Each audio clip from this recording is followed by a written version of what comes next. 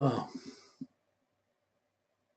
But really, this need for excitement, like you get the people who just had the Olympics. So you have all these people done these exceptional things. They won at the Olympics. They came first or second. They got a medal. Wow, that's incredible. What else can you do? But once they come home, they can live on, oh, well, I did something incredible. I did something incredible. After a couple of months, this is going to be like a broken record.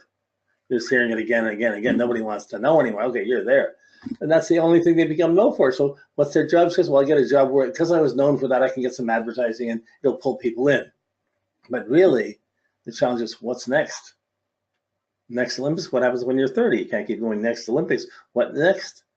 So freedom's different at, this freedom excitement is different at 15, it's different at 30, it's different at 45, and 60 or 70, it's different again. Like it can be the anxiety, I can't do anything, I'm on my own, or it can be just, I'm just happy to be able to do anything, happy to sit up, happy to walk, happy to get through the day on my own without needing someone else.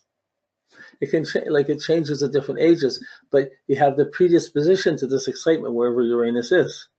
So it's subtle, it's latently there, but it's a subtle thing when you're working with it in a chart. You can't just someone say, so, oh, you're really unstable and shocking there, without saying, well, you're trying to find your independence, you're trying to be innovative where Uranus is. But that doesn't mean the majority of people will support you.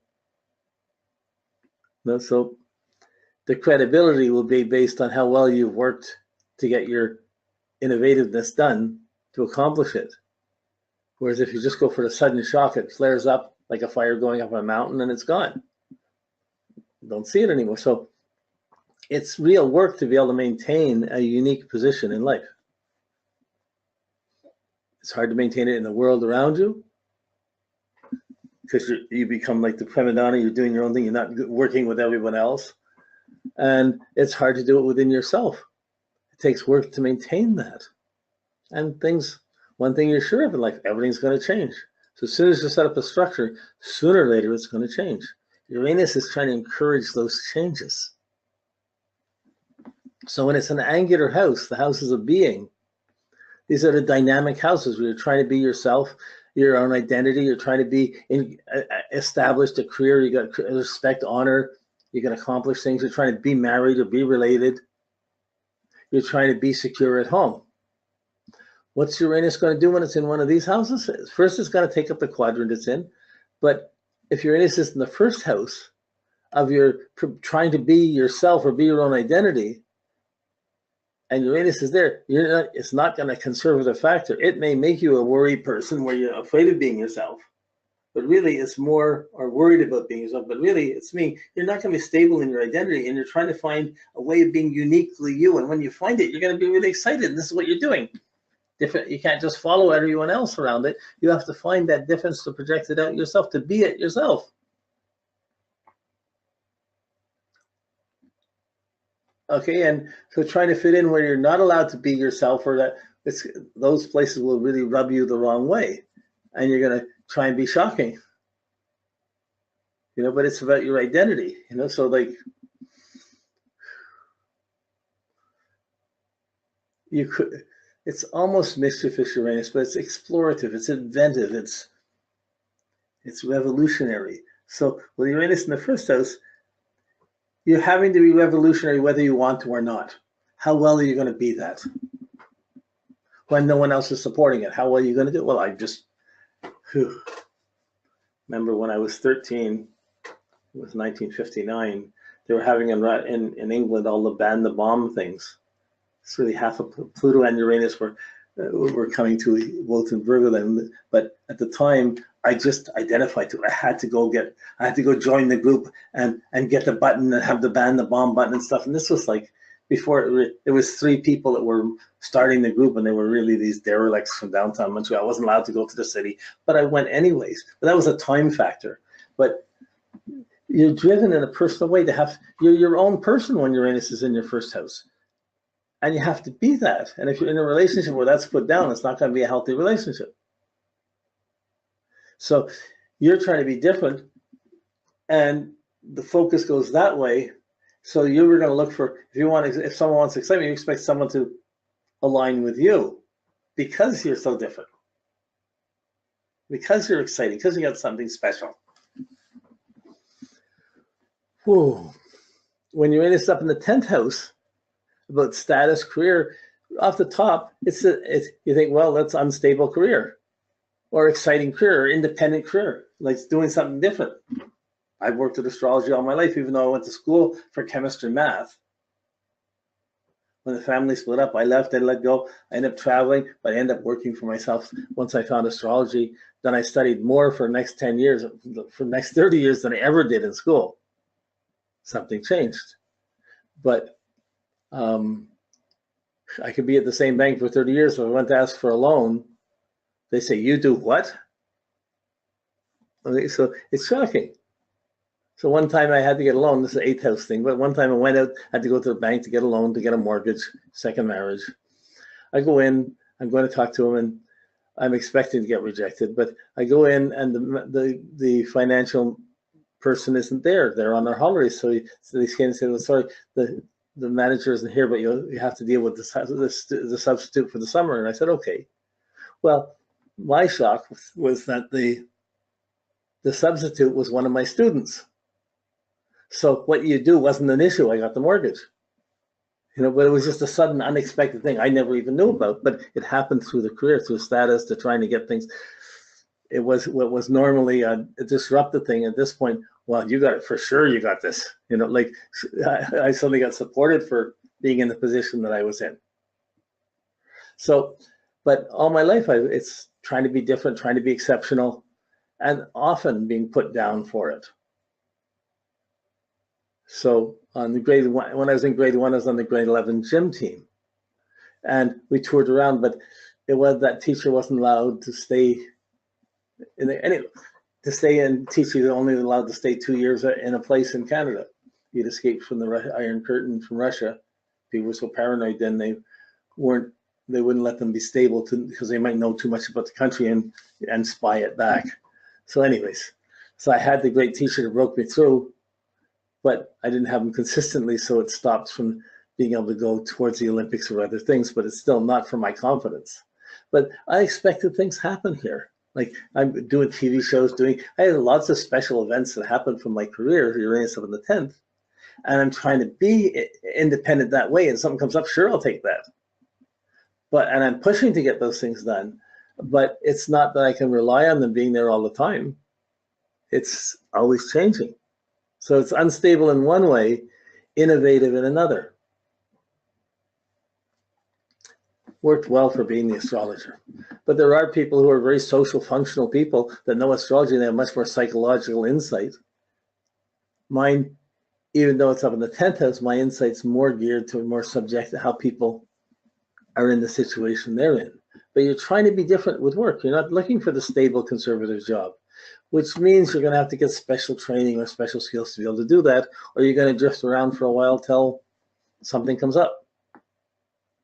Okay. When Uranus is in the 7th house of being in a relationship, in the house of partnerships, how stable are your partnerships going to be? You're looking for exciting, unconventional partnerships. You want to be shocked. You want it to be exciting. You don't want it to be boring and normal.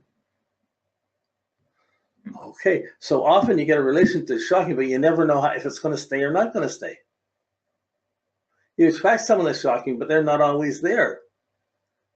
So there's a worry about the partnership, and you're trying to be in an unconventional partnership. So depending on where you could have your son, other things in other places, and you can bring in another logic on it. But this point of looking for the excitement is not always the strongest element in your chart. Your sun should be, but it's a presence that's there that at certain times you can tap really well and you can use. It's important to understand it's there. These are social, cultural factors, generational factors that affect your whole generation, that affect you. And inside of that, you build up your basic security of Saturn, Jupiter, Mars, and your inner moon, Mercury, Venus. So it's floating outside there, but it's still there. So, so it puts the instability towards relationships. Now, I know people who've been together 40 years and have Uranus in the 7th house. Okay. However, it started when they first met. It was a shock. They weren't planning to be together. It was a big shock, and suddenly they were together. They're together, and it went on. And when it ended, boom, sudden shock. It ended very quickly, but it lasted a long time. So it doesn't mean only sometimes it started suddenly, it ended suddenly, but it was fine between that.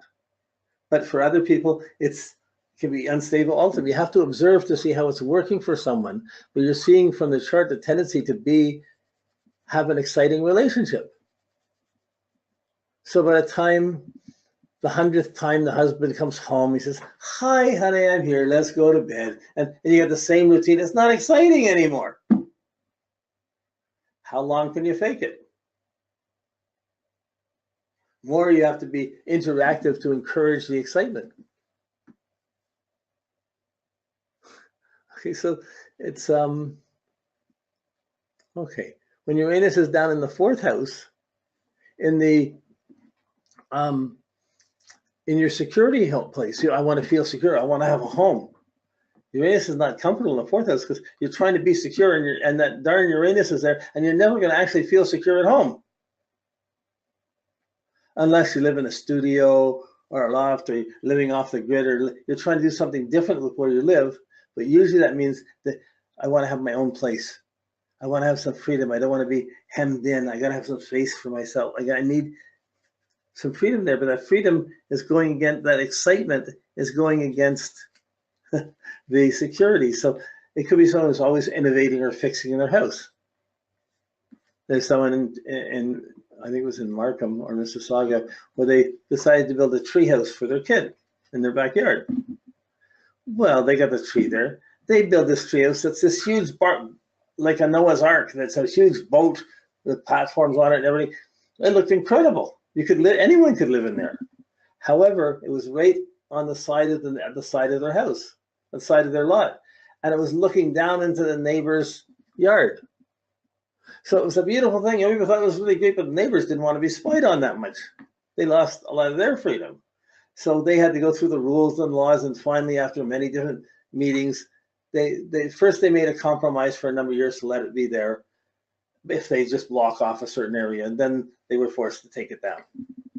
So someone could be very personally innovative, doing something different. I got to try this different. I got to make this. I got to change the cupboards. I got to build a new extension on the house. They're going to be very excitable to be with. But that means it's not exactly just if there was someone who just wants a stable house, it's not going to work quite the same way. So the worry side, there's going to be an instability and a worry wherever Uranus is. So in these cases, being in in the angular houses, you're going to be putting out a worry and trying to find the excitement, but half afraid of the excitement, but needing it. So you're trying to get Saturn to work to build up a chance to let you be a little bit more free in that area. So if you have Uranus in the 4th house and you got a house, all of a sudden your job goes and you can't afford to pay for the house you have. What do you do? What are you going to do? That's going to be a primary issue. Or your wife wants their mom to move in, or your husband wants the mother to move in. All of a sudden, where's the stability at home? Like, it's not far to see how these magnify into experiential challenges. But there's an independent way to take this, So if the mother-in-law is having to move into the house for who knows how long till she dies, there might be a need to get out of the house a little bit or have an independent section so you're not just totally haunted by that if you got Uranus down there. This is kind of the beginnings of this deduction of trying to make conclusions. Things happen, and then you have to work with them, but you have a predisposition to this type of anxiety or worry or needing to make it different. So if you have Uranus in the 4th house, you can't be in a place where you're feeling smothered all the time. You might overcompensate. I say, I got to be secure. I got to have a little place that's I'm secure so I can carry it. But it's it doesn't mean that whenever there's a change or a threat to that, well, there'll be a very significant one. It would really, do we have to move? Okay, well, if this isn't going to work, maybe I got to move. So there'd be a fear of that for security, but sometimes a need to find a better place that could be better. Okay, so let's a little bit more.